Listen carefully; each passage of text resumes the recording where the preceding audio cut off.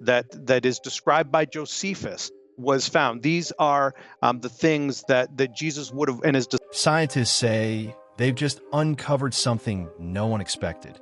A 2,000-year-old letter written by Jesus himself. Today we're going to be talking about an inscription that's not very well known but very significant because it provides direct archaeological evidence.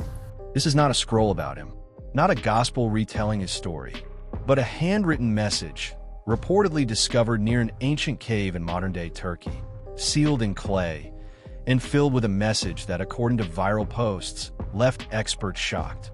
If this discovery is real, then it changes everything. The ink, the dialect, even a name it was addressed to doesn't sound like myth at all. It sounds like a goodbye letter never meant to be found. And it might have stayed that way, buried in the ruins of history, until it landed in the one place everything goes viral, the Joe Rogan experience. And you won't believe the shocking disbelief on Rogan's face. Do you think it's possible that he didn't die?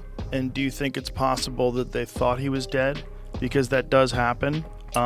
There was actually a case very recently where a guy was about to be harvested for organs. They thought he was dead, and this guy started moving again and came back to life. It's a very, very bizarre case because his family had been told that he was going to be harvested for organs. They were preparing for that. Yeah. This guy comes back. Yeah, I mean, we know a lot about Roman crucifixion. And we know brutal. that, and we know that they did their job well. Yeah. And so, in fact, if you look at, say, very skeptical biblical scholars, like non-believing, who was the letter addressed to? What are the contents? And most importantly, who sent it? Was it really from Messiah? In early 2023, during a routine excavation near ancient ruins in southeastern Turkey, a crew uncovered a small sealed vessel hidden beneath centuries of soil. Are many, many caves. And it's in one of these caves that has a fig tree growing out of it. You actually have to climb through the leaves of this fig tree to get down into the cave, where you can see on the side of this limestone wall this huge Greek inscription. In fact, tucked inside was a weathered piece of parchment, delicately wrapped and marked with what appeared to be handwritten words that didn't belong to this time. Some videos claimed it had been found in a cave near Edessa, which is now part of Turkey. Others said it was buried in a clay jar and sealed for centuries, only recently discovered by scientists during a dig. Some even said the letter was written to Martha, the sister of Lazarus, and that it was sent just a few days before Jesus was crucified. The posts spread like fire. They had dramatic music, slow zooms on faded writing, and captions that said things like, "This changes everything," or "Scientists confirm it's real." Some videos had over 1 million views. The comments were full of emotion. People were crying, praising God, sharing it with friends and family. It didn't take long before the story jumped from TikTok and YouTube to something even bigger. A guest brought it up on the Joe Rogan podcast.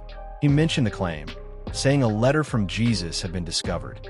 Joe paused for a second and asked, kind of half laughing, They got crucified upside down. Peter. What?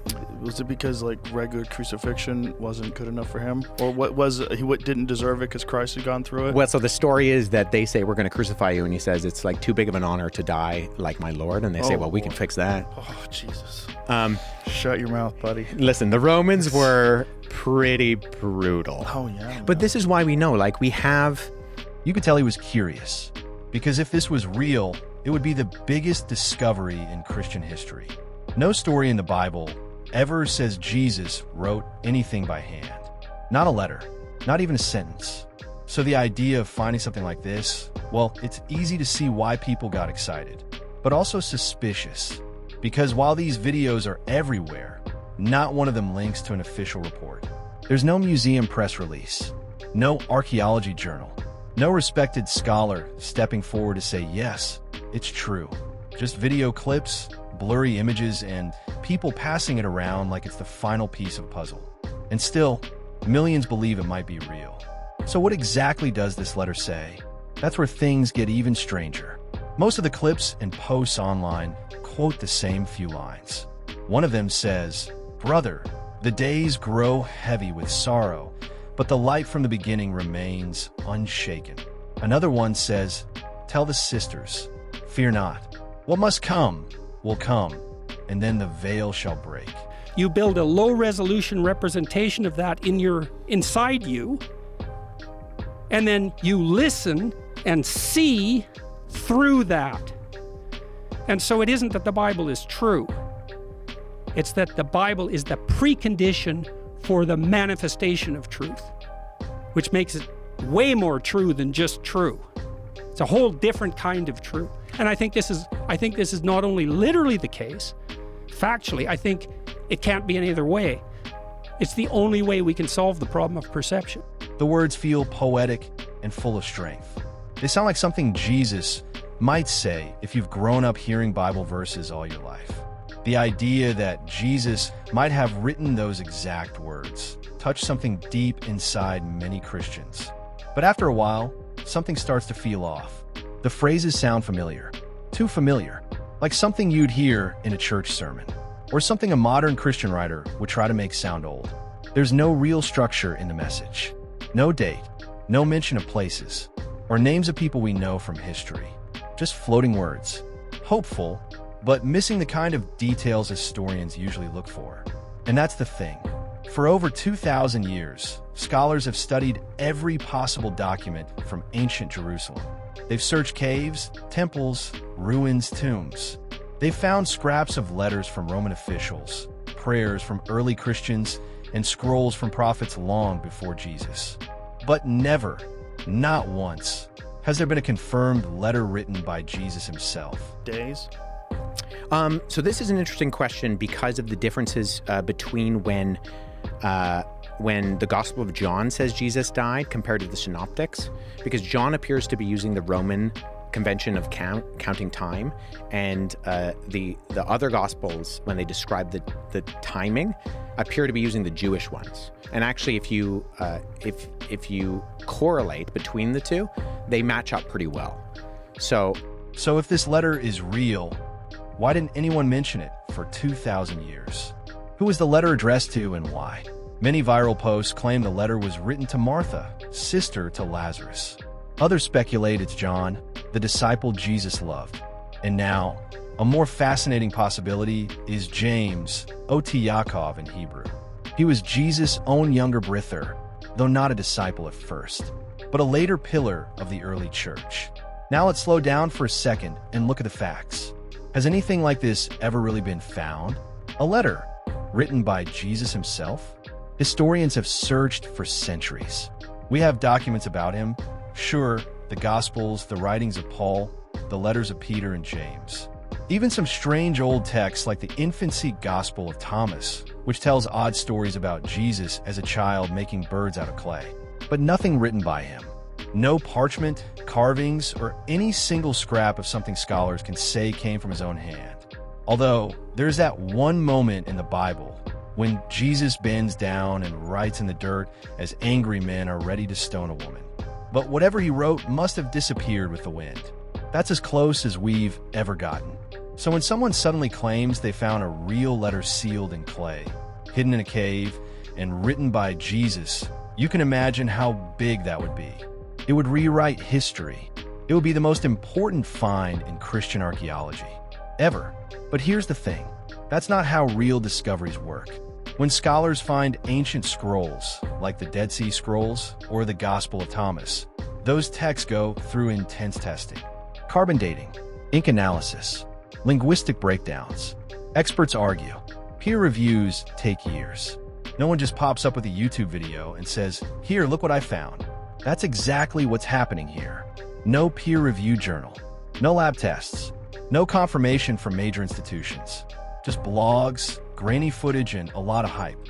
And if you've been watching stories like this long enough, you start to notice a pattern. This isn't the first time the world has been promised a holy object that turned out to be, well, something else. In 2002, the James ossuary made headlines. It was a small stone box with words carved on the side. James, son of Joseph, brother of Jesus. For believers, this felt like they'd struck gold. But as scientists started testing it, cracks formed, not just in the box, but in the story. Some said the inscription was added later. Others believed the patina around the letters didn't match the age of the rest of the stone. The case ended up in court. Years of investigation followed.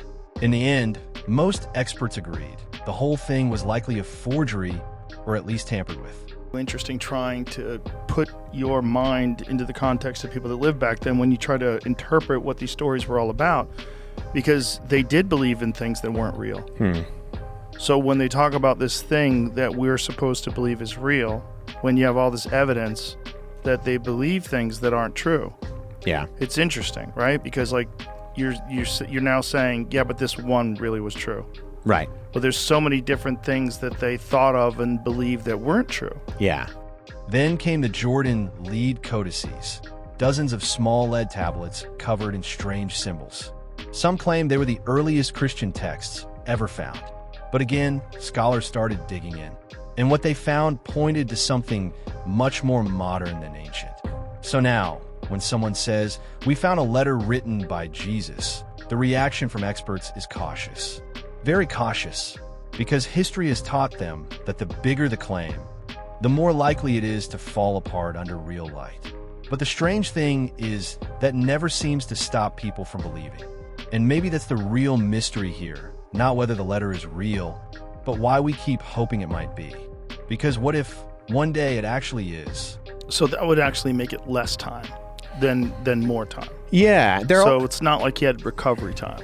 Oh, no, he didn't have recovery That's time. what I'm saying. That's what I'm kind of getting. It's not like it was 3 days, it was actually 3 months. Oh, no. Yeah, so, no, not like so that. Then 400 people saw him afterwards. That's the claim that Paul makes. Paul makes it. Yeah.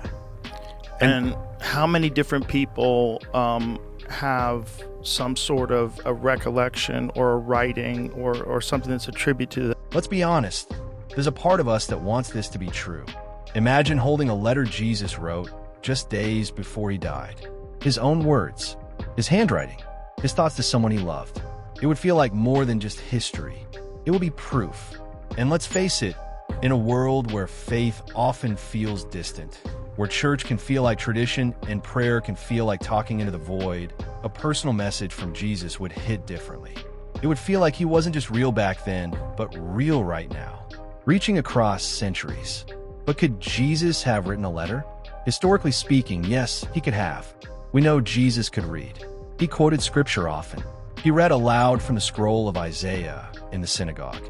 He debated rabbis and Pharisees using written law. So sure, it's possible Jesus wrote personal letters or notes during his ministry. Maybe even a farewell message. Maybe he comforted his followers on paper, the way he did in person. But here's the twist. If something like that existed, it wouldn't just pop up on TikTok with moody music and a blurry camera pan. It would have been referenced by early church fathers. It would have appeared in old scroll catalogs, monastery libraries, or Vatican archives. And if it somehow survived 2,000 years, sealed in clay and perfectly preserved, it will be front-page news everywhere. Major universities would be analyzing every fiber. Theologians would be tearing up on national TV. Museums would offer millions. It would be the most significant archaeological find since the Dead Sea Scrolls, maybe more. But instead, here it was, another subject of discuss on Joe Rogan's. So maybe the real question isn't, is this real? Maybe it's, why do so many want it to be? Because whether this letter is a forgery, a hoax, or a misunderstood artifact, it tells us that people are still looking and reaching for something that feels real in a world that feels fake. That Jesus is still speaking even in 2025, the age of TikTok. Even through a cracked phone screen and an unverified claim, it tells us people are still searching for Jesus. And that, somehow, says more than the letter ever could. So what do you believe? Was this letter just clickbait? A clever hoax? Or is there more to the story that science hasn't caught up with yet? And deeper still, does it even matter? If the Gospels already give us Jesus' words, do we need a hidden scroll to believe?